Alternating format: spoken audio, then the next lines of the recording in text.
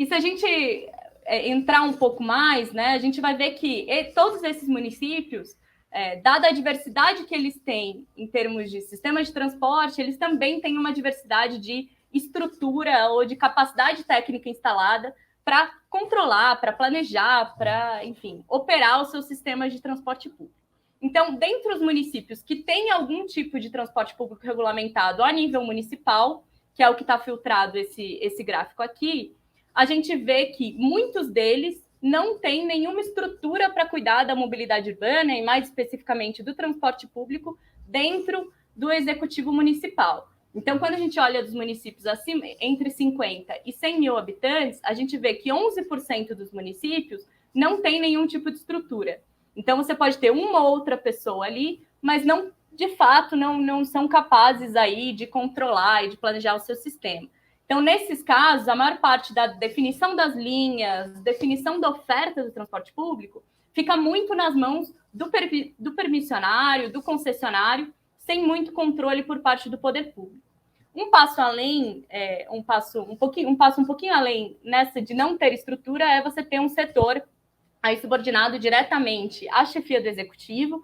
Isso é bastante raro, tá? Principalmente nesses municípios entre 50 e um pouquinho nos municípios até 500 mil habitantes, mas normalmente é uma ou duas pessoas que respondem diretamente ao gabinete do prefeito, basicamente.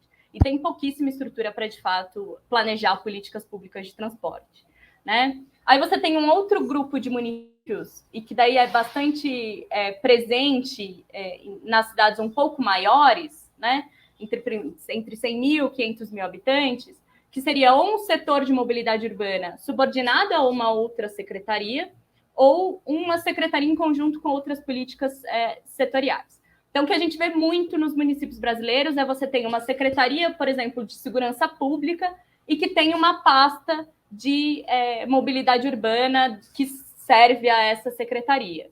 Né? E isso vem muito de uma tradição de pensar a mobilidade urbana predominantemente a partir da visão do trânsito e pouco alinhada, né, com esse novo paradigma da mobilidade urbana, de dar prioridade para os modos coletivos e ativos de deslocamento. E se você tem uma atenção à mobilidade urbana, especialmente sob enfoque do trânsito, a sua principal preocupação é de segurança viária, e por isso o transporte público entra junto na pasta de segurança pública. Isso é bastante comum nos municípios. Ou também, em alguns outros casos, você tem uma secretaria de desenvolvimento urbano, em que você tem uma superintendência, um setor interno que cuida da mobilidade urbana, como é o caso de Boa Vista, por exemplo, que tem uma secretaria de desenvolvimento urbano. Palmas tem uma secretaria de segurança pública e mobilidade urbana, né? Já um pouco mais horizontalizado, não é um setor subordinado à secretaria, mas você ainda tem um compartilhamento de funções. E nas capitais e grandes cidades, o mais comum, aí sim, é ter um órgão da administração indireta ou uma secretaria exclusiva para cuidar especialmente da área de mobilidade urbana, trânsito, transporte público e mobilidade ativa, né? Transporte a pé ou por bicicleta.